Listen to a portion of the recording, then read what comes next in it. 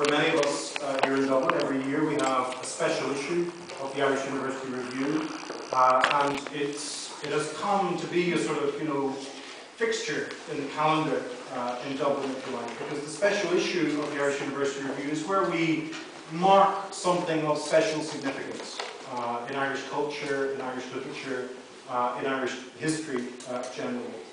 And Brendan Behan, therefore, is of particular importance for us in marking his work and his writings in this issue. In this decade of commemorations, and you think of the Titanic and the lockout and the beginning of the First World War, the 1916 Rising and the foundation of the Irish Free State that we have to look forward to yet, and all that sort of stuff, it's very important that we remember the events and the people that have shaped our history. And it's equally important to me that in the academic work that we do, in the research work that we do, in our public commemorations, we also remember and revisit the legacies of those people who were dissident and rebellious voices, who articulated critical perspectives upon what we continue to take for granted, and who wrote about the lives and experiences of people who were marginalised or forgotten by history. Brendan Behan's writings, for me, have always been a vital part of that critical tradition in Irish literature, of challenging deep-seated orthodoxies, of opposing the contradictions and the lies of state authority, of reminding readers and audiences of alternative values and social codes. And no one could accuse Brendan Behan, of living an orthodox life. No one could accuse him equally of not standing up for alternative values and alternative social codes. He was banned by the Irish Censorship Board. He was rejected by the Abbey Theatre. Those, I think, are the two greatest accolades that the country can bestow on a writer. Badges of honour, indeed. Brendan championed what he called the ordinary people of Dublin, although what he was also careful to show, and conscious to show, was that the people of Dublin were just like ordinary people everywhere, and that's what he celebrates so vibrantly in his writings.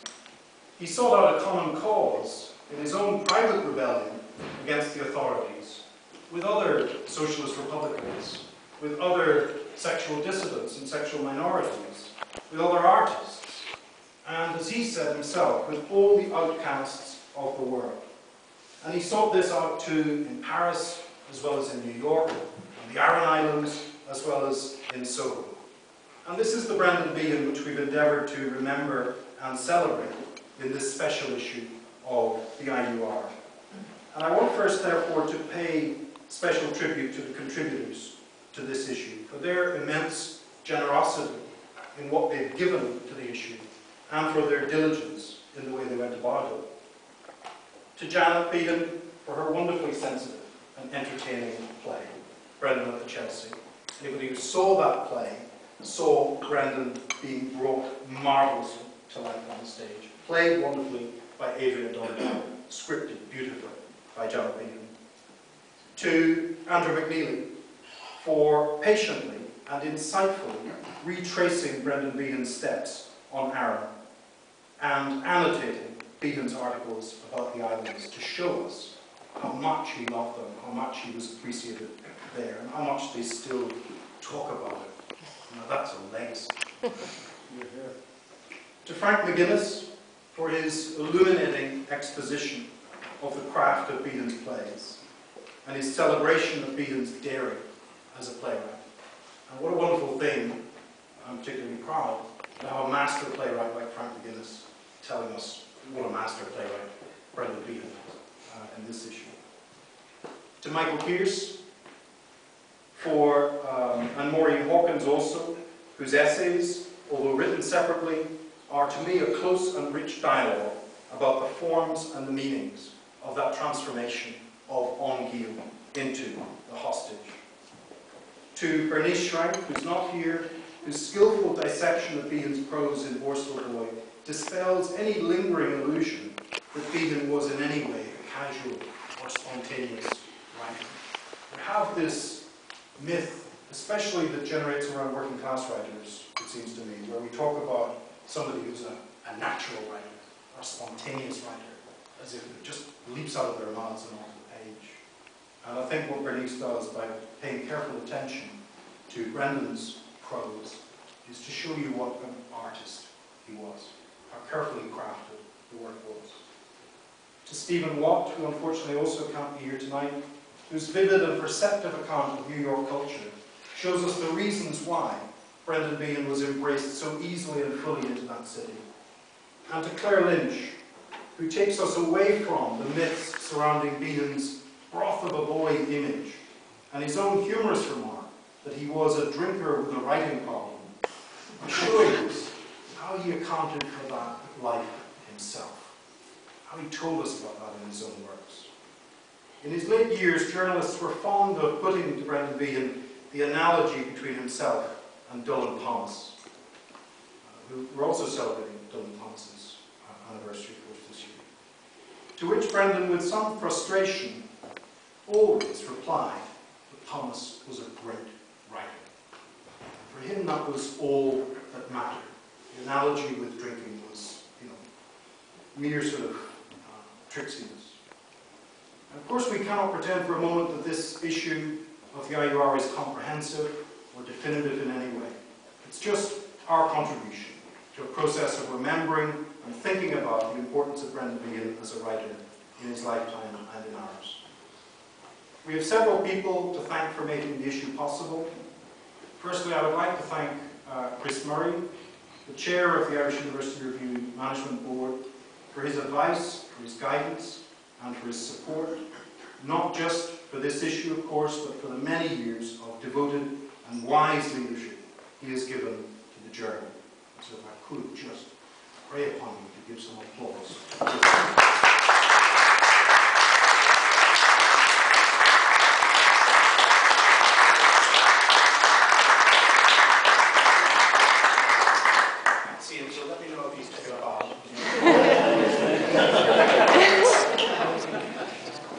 I want also to thank Edinburgh University Press and Ruth, who I also can't see hiding somewhere in the back, who is here representing Edinburgh University Press, for publishing the journal, all the hard work that they put in to ensure that it is produced and distributed to the highest possible standards. And as you can see, it really is. They've done a fantastic job of producing this journal.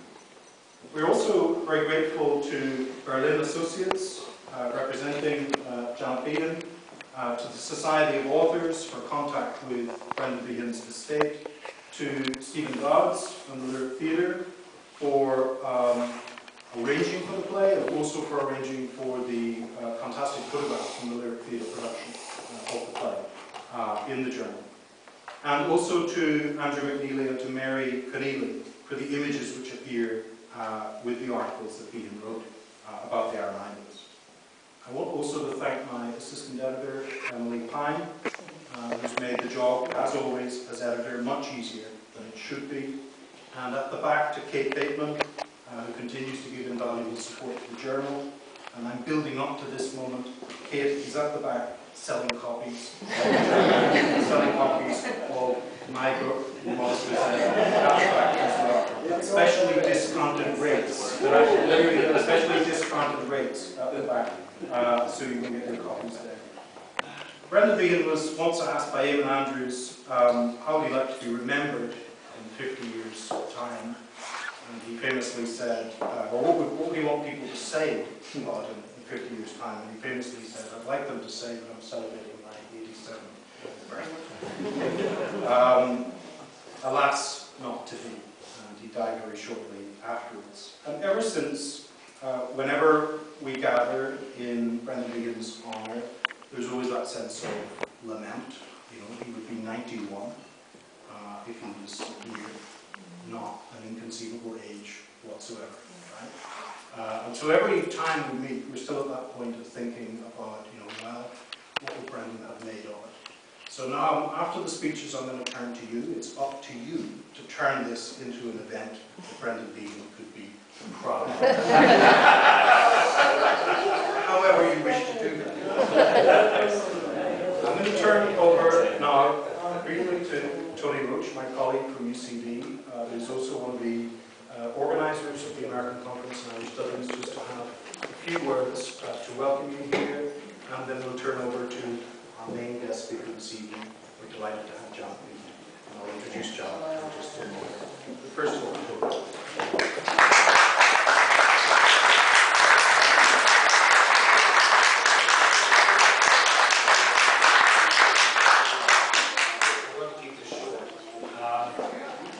Say how pleased I am to be here as the new chair of the management board of the Irish University Review as of 5 days ago. And now to talk to you, but here I am, very proud to be following Chris's footsteps and to have John Setter for a very special issue on Brendan Behan, whose work I've loved for a long time.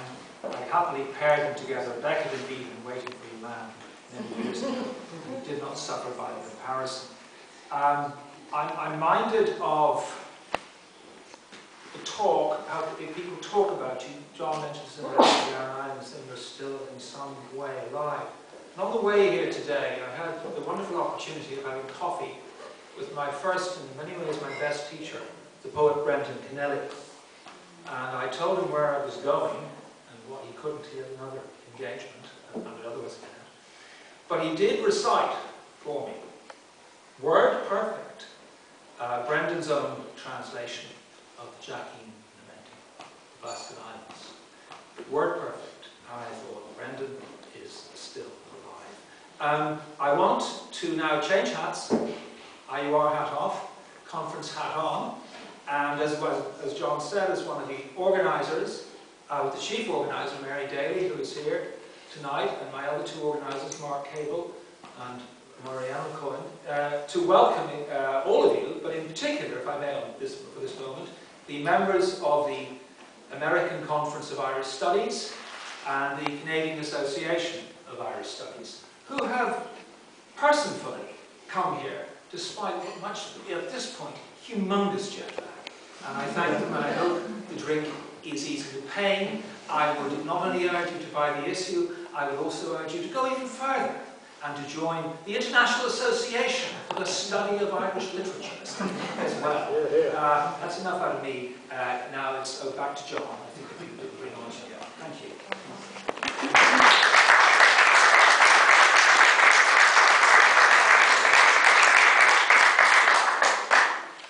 As I mentioned earlier, we're particularly proud. For those of you who saw Janet Behan's play, Brendan of Chelsea, what a wonderful production that was, what a wonderful play it is. We're particularly proud to be the first, this is our voice, to be the first to publish Janet's play in full in the Irish University Review. It's a wonderful play. If you have not seen it and you can get the chance to see it, then do so. It really does bring Brendan Behan back to life. And we're particularly pleased, therefore, that Janet also agreed to come and launch our special issue. And would you please join me in welcoming Janet Behan.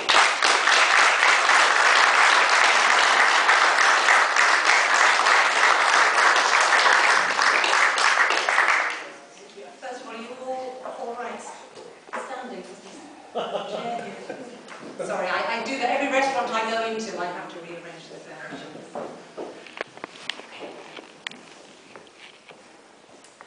I was a shy 6-year-old the first time I visited number 5 Anglesey Road, the Baldsbridge home of my renowned uncle Brendan and his wife Beatrice.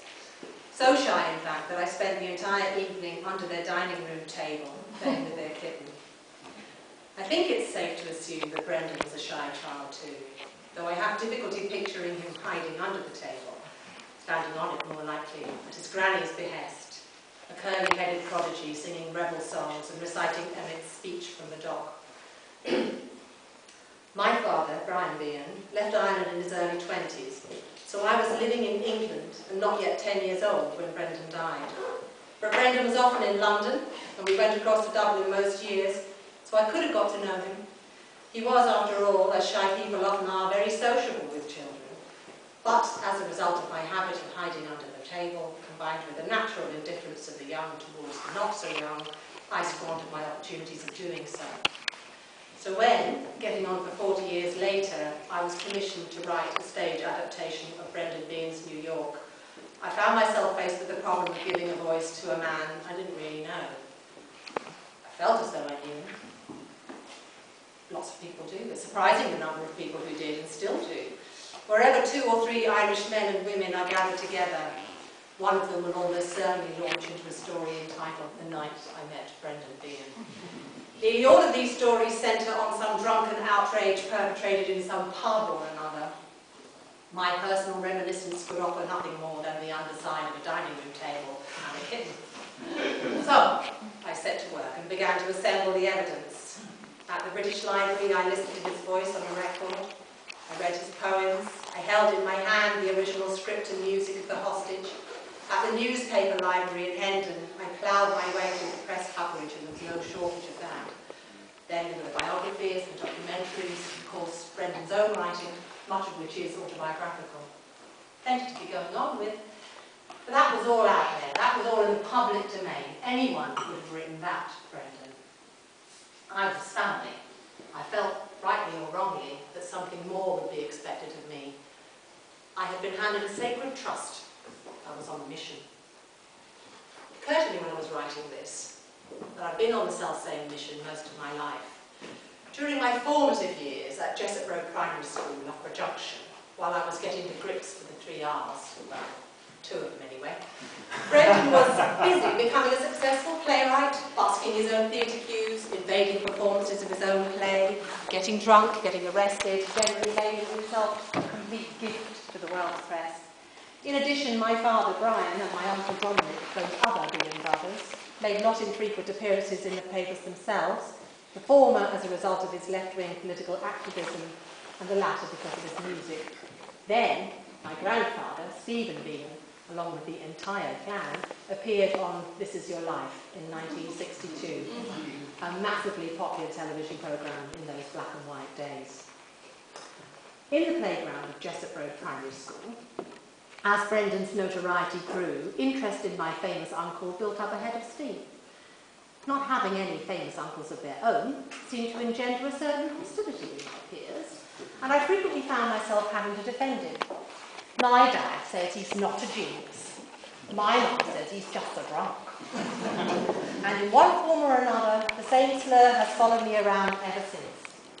When I was 16, I remember I was in O'Donoghue's public house just down the road from here. They have a picture of my Uncle Dominic on the wall in the back bar. At that time, Dominic's song Liverpool Lou was in what we used to call a hit parade, so I casually remarked to the man sitting next to me that Dominic was an uncle of mine, upon which the man leapt to his feet, red-faced, and roared, "It's the likes of you fucking beings that gives the rest of us decent hard work and I got back there!" Say, I was astonished. I'd always assumed us Behans were regarded as a type of aristocracy. I was stung, and I have continued to be stung over the years in a variety of settings, both sides of the Irish Sea. Oh yes, Brendan Behan, marvellous character. You tell me, was he in fact a genius or just a rock? So, in those early attempts to give Brendan a voice, it was Brendan's genius that took pride of place, downstage and centre, on display for all to see. That Brendan was the soul of geniality, witty, never cool, expressing no emotion stronger than wry amusement at the foibles of his fellow man. He didn't use bad language, he didn't fancy members of his own sex, and he was as dry as a temperance billiard hall. Meanwhile, in my kitchen in Hackney, hunched over the keyboard, I was drinking, cursing, shouting at the children, and continually bursting into tears. A forensic examination of one's own family will tend to do that to a person. Ironically, the deeper I dug, the more persistently I stuck my tongue into that bad tooth, the more compelled I felt to bury this painful stuff beneath a jolly, anodyne hillock of paddywhackery. After a couple of years and a couple of dozen versions, it became clear that my stage adaptation of Brendan Behan's New York was never going to appear on any stage. But I'd come too far to give up. There were some good dramatic moments in there, just a couple, but something was better than nothing. One scene was set in Brendan's room in New York's Chelsea Hotel shortly before his death, and the suggestion was made to me that I set the whole play there. It meant cutting more than 2/3 of what I'd written, but I bit the bullet, dried my tears, and swept the paddywhackery into the trash. At that point, Brendan at the Chelsea began to take shape. So, after all my drinking and cursing and reading and typing, what did I know about Brendan Behan? Well, it was Brendan himself who said, "I'm not a psychiatrist, I am a neurotic. My neuroses are the nails and saucepans by which I get my living." And it was his nails and saucepans that I'd been living with, and his nails and saucepans that pointed the way. It's well documented that Brendan was a favourite of his granny, Christina English, the great matriarchal slum landlady and holder of the purse strings. She used and abused Brendan, introducing him to alcohol at an obscenely early age, creating out of him a cross between an errand boy and a favourite court page, causing a deep division between him and the rest of his family, perverting his relationship with his own mother, and inflating his sense of self-importance to an unhealthy degree. From an early age, he showed marked symptoms of the narcissism that would ultimately make it impossible for him to muster the self-discipline that he would need, firstly, to sustain his writing, and secondly, to overcome the alcoholism with which his granny had infected him. When he was 13, the granny died, leaving him nothing apart from heartbroken. With her passing, Brendan lost his special place and became just another mouth to feed. When it came to making him feel special, Kathleen Behan, Brendan's mother and my grandmother, would have proved a very indifferent substitute for the granny. Kathleen was a magnificent woman, a great survivor and a natural feminist, but even her best friend wouldn't have described her as motherly.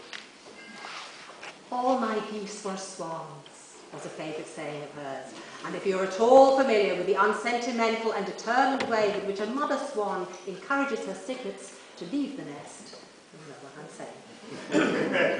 In any case, she had 7 children to look after. Competition for food, clothing and motherly love was fierce in that family.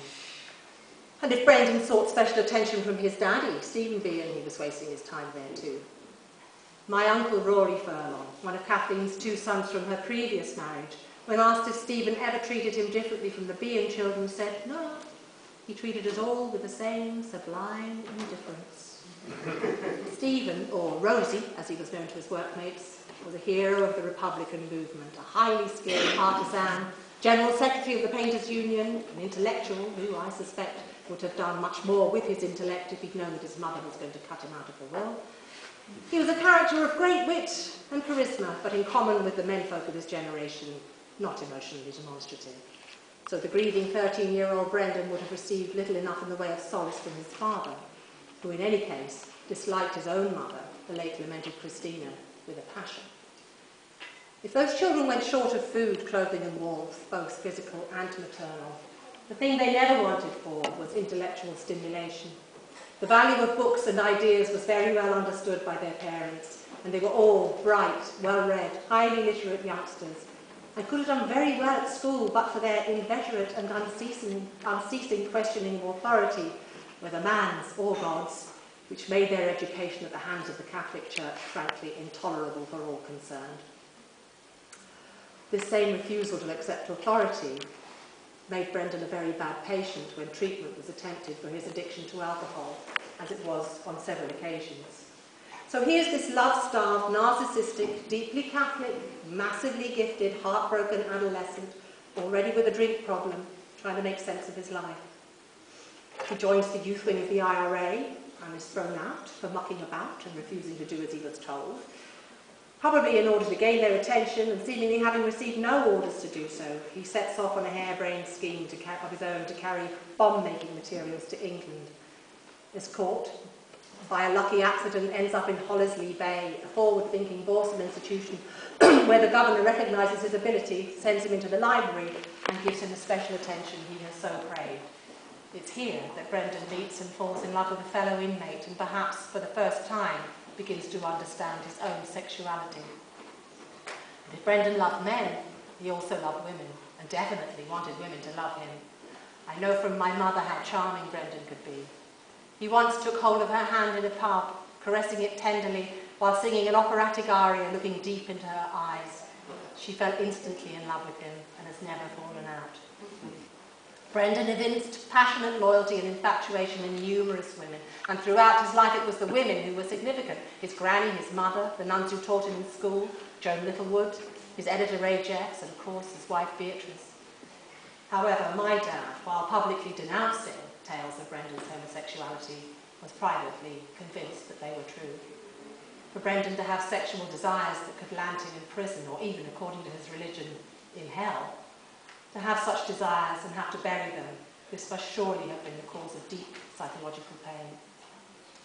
As I pulled together the strands of this complicated personality, I could not fail to be struck by the part that this thing, celebrity, played in his downfall. It seemed to me that in common with many, he thought of fame as a commodity, a thing of tangible value, and inasmuch as it drums up an audience for your play or your book, I suppose it is. But fame was a genie that even Brendan Behan could not put back in the bottle once it was out. He said, "The only bad publicity is your own obituary notice." That, of course, is far from true. And I think beneath all that posturing and the bravado, he was horribly hurt by the things that were said about him in the press. It's a commonly recycled myth about Brendan that he used his drunkenness knowingly to his advantage as some kind of a publicity engine. He was an alcoholic, often out of his mind on drink, too often in public. While he undoubtedly played on occasion to the gallery, I, for one, do not believe that his public drunkenness was ever a deliberate act performed in order to get his name in the papers. I think he was just drunk. And if he ended up drunk on the front page, the reporter was to blame for that, not Brendan. Brendan Behan had no degree conferred on him by a university, no kindly professor on whom to cut his writing teeth, or a cohort of fellow alumni to foster and encourage his first fledgling attempts. That may or may not have been to his advantage. But I know that for all his rebellious individualism, he would have loved this formal recognition of his work, this recognition that, genius or not, he was certainly a great deal more than just a drunk. And I'm very proud indeed that my attempt to give the man a voice from beyond the beyond is included in this beautiful and erudite volume.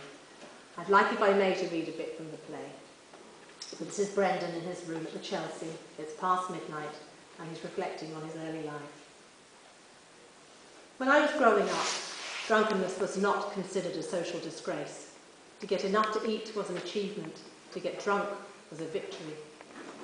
I embarked upon my first drinking spree at the age of 6 in the company of my granny, Christina English, who expressed the opinion that if I was given a taste of strong drink at an early age, I would never want for it in later life. As it turned out, I never had. Often the granny would send me out for a jug of ale, and I'd drink half of it on the way home, then top up the jug with water. She didn't always notice, and when she did, it was the barman that got the blame, not me, because I was her Benji, her golden boy, a position of which I was fiercely jealous. One time I remember my younger brother Seamus was bragging that she'd given him a penny, and I shoved him all the way down the stairs shouting, "Fuck off, she's my fucking granny, not yours!" Another time, I must have been 6 or 7, I was walking home comatose with my head tipped over on one shoulder like a duck. Some old one sympathetically remarked, "Isn't it a great pity to see such a handsome little fella deformed?" "Deformed!" shrieks the granny. "Deformed, is it? Are you blind or just stupid? Sure, any fool can see the boy is only drunk." God help me, I was reared a pet.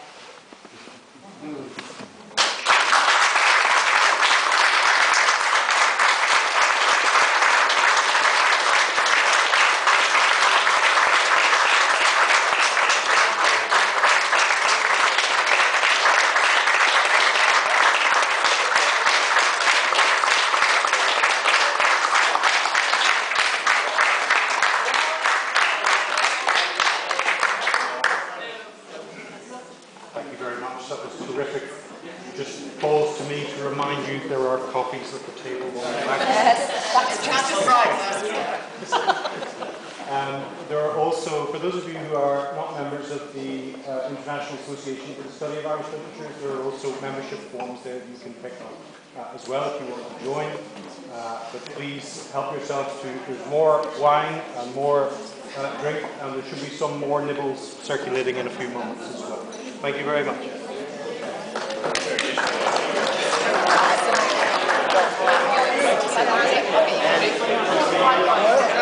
Absolutely.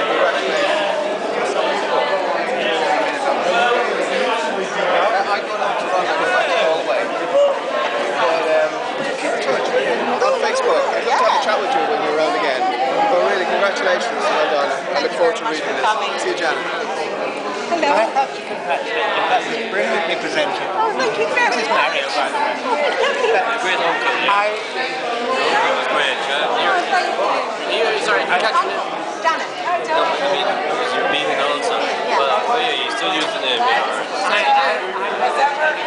Little story. There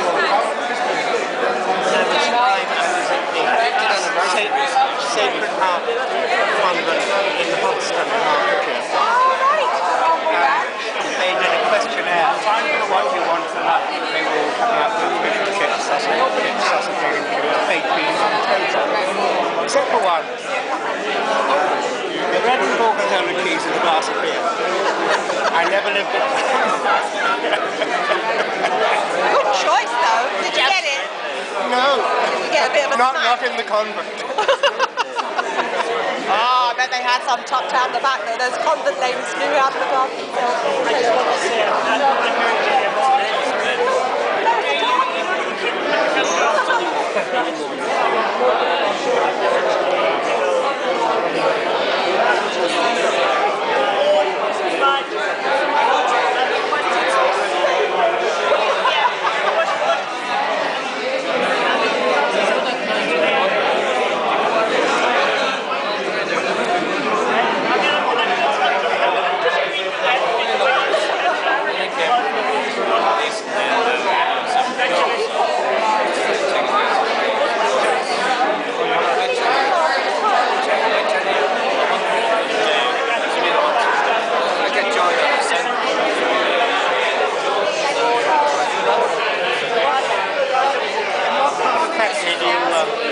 I don't live in Lanny anymore. From Newington.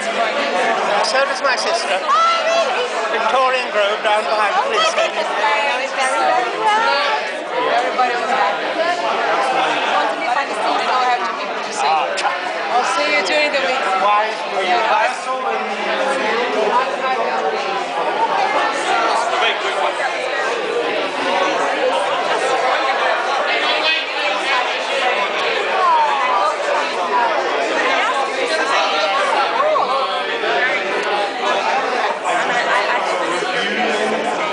I hope you get to see my life.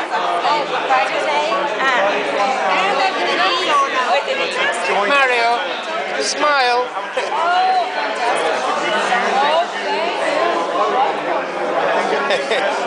Oh, camera. Good boy. Thank you very, very much. It's beautiful. Thank you.